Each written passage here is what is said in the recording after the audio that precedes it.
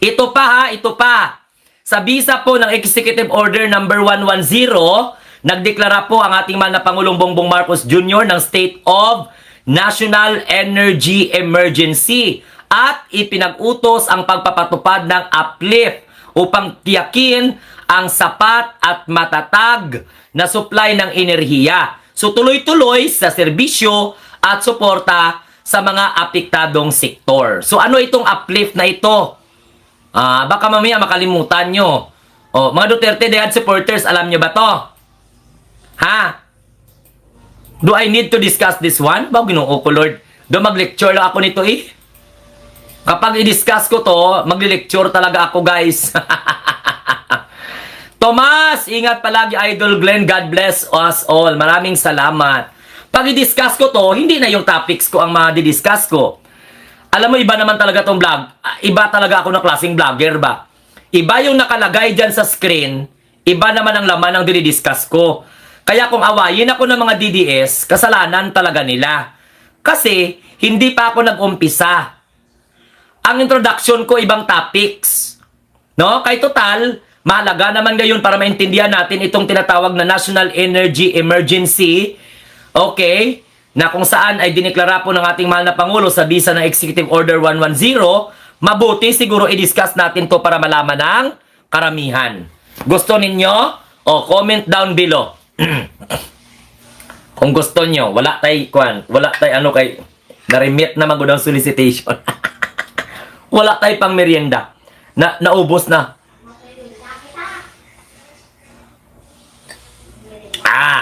Shout out po ha. Okay. You want me to discuss what's the meaning of Executive Order 110? Declaring the state of emergency? Grabe talaga Maraming salamat kasi may gusto man. No? So mag-ala teacher na naman ako dito ngayon. Naku, yun ang ito na talagang delikado na talaga ito. Basta I want you DDS, makinig lang kayo, okay? Makinig lang kayo. Para at least makaintindi kayo ba? I-discuss natin kung ano po ang kahulugan, ano pong ibig sabihin, anong importansya, ano ang maidudulot nitong Executive Order number 110. Okay lang yan, Sir Glenn, discuss mo kung lahat, at least walang script. Hindi kaya sinama ng Lustay. Alam mo si Sara Duterte kasi talaga, hindi niya marunong, talo pa yan ng grade 1. Talo pa yan ng grade 1. Oy, by the way, congratulations sa gobyerno natin kasi abot hanggang June ang ating supply ng ating langis o diesel kasi nga dito po sa 22,578,000 na litro ng diesel na inangkat pa po ng ating bansa sa ilalim po ng programa yan ng ating gobyerno, no? Sa bisa po ng National Energy Emergency. So ngayon, itong Executive Order 110, diniklara ito ng ating mahal na Pangulong Bongbong Marcos. At alam naman natin na marami po sa ating mga kababayan ang hindi po ito naiintindihan. So declaring a state of national emergency, okay, pagkatapos inauthorize niya ang uplift. Ay, ibig sabihin ng uplift, isang komitiba. Yung Unified Package for Livelihood, Unified Package for Livelihood, Industry, Food, and Transport. Kaya nga, uplift ang tawag. One word lang. Madali lang intindihin yun.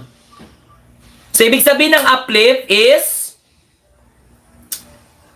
nabuo itong uplift na ito, itong committee na ito, na kung saan ino-authorize sa pamamagitan po ng National Energy Emergency declared by no other than President Bongbong Marcos. Now, ano po ba ang nag-trigger? Bakit kailangan gumawa ng ganito? Kasi unang-una, there is what we called ongoing hostility in the part of Middle East. Alam naman natin that there is war between US, Iran, at the same time, Israel, And nagkampi-kampihan na itong mga bansa sa Middle East. Ito yung apektado. So there is what we called ongoing hostilities in the Middle East now. Na kung saan ang epekto nito nagdudulot ng pabago-bago. Yung sinasawag na volatility. Hindi volatility ha. Oh. Volatility, naintindihan niyo yung volatility? Yung pabago-bago ba? Dynamic, hindi static. Okay? Na tinatawag na volatility in global energy markets. Kasi nga, apektado, it's because ang supply ng langis dumadaan sa Strait of Hormuz. Makipot na karagatan. O, makipot na karagatan na dyan po dumadaan parang mga 58 or 57 kilometers. O, maliit lang, maliit. O, so ngayon, yun yung nag-trigger kung bakit nagdeklara po ng National Energy Emergency ang ating Pangulong Bongbong Marcos. Sa bisa po yan ng Executive Order number 110. So since nag-declare na, ito yung naging dahilan kasi meron kang ongoing hostility. So yung ongoing hostility na yan, nag-cause yan. Nag-cause yan siya ng tinatawag na volatility in energy. In a global energy markets. Apektado lahat. We're not talking national or local. We're talking about global. So since dahil ang Pilipinas, alam naman natin na highly dependent sa imported na petroleum, tapos mga vulnerable tayo sa global supply disruption. Gets? Kasi yung namina natin na langis dito ay hindi pa sapat. That is the reason why na tinitingnan ng administration na more testing, more drilling. Kaya nga lumabas itong Kamago na ito. Okay? Na kung saan ay phase 4 ng Malampaya na pwedeng makapag-supply ng tunila-tuniladang mga bari-barilis na mga langis para hindi tayo magiging highly dependent. Highly dependent kasi tayo sa imported na mga petroleum. Tapos vulnerable tayo. So ibig sabihin ng vulnerable, Sir Glenn, shout out to my wife Gladys Reyes watching from USA, California. Yes, maraming salamat sa inyong lahat dyan, Carlos. Okay. Since we are dependent in what we call this, we are independent in imported petroleum and vulnerable tayo sa global supply disruption. So, ano ang critical risk dyan?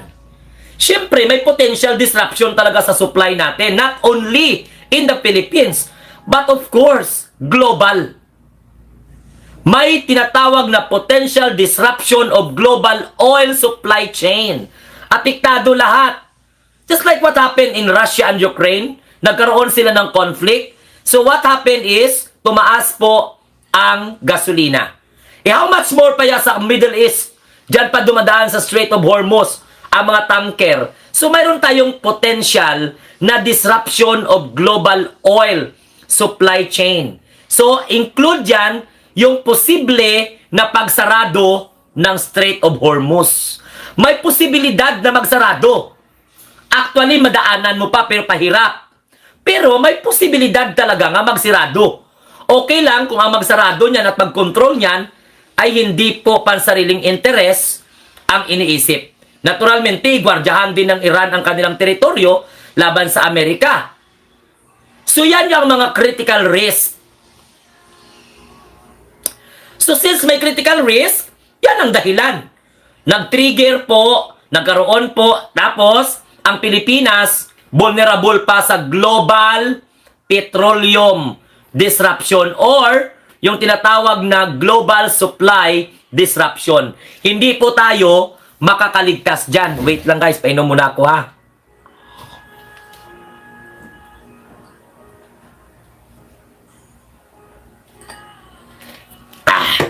Init. Sobrang init, guys. Wait lang.